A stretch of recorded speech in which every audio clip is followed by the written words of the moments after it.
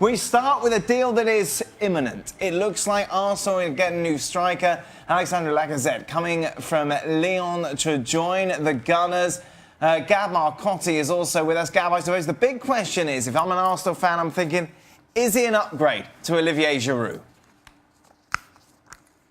Well, look, if you're an Arsenal fan, most likely you wanted the club to spend money. This deal would smash their transfer record.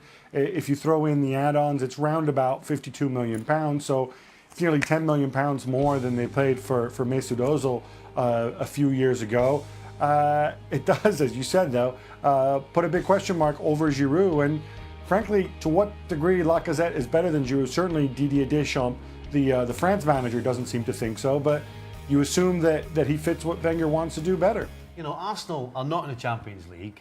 And so somebody like Griezmann, for example, or a Morata, are they really going to be interested in going to Arsenal? No.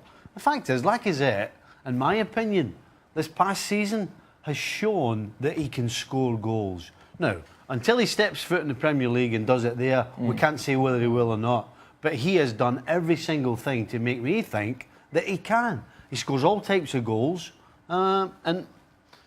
and he's definitely an upgrade in Giroud. So, listen, he's definitely an upgrade. Absolutely. Well, how come Didier Deschamps doesn't think that? The French national coach. Listen, coaches have certain things they like in certain players. And because one guy's in and another guy's not, doesn't mean that one's complete garbage and the other one isn't. No, but it suggests that one is better than the other. No, it suggests that he has Giroud for a certain job.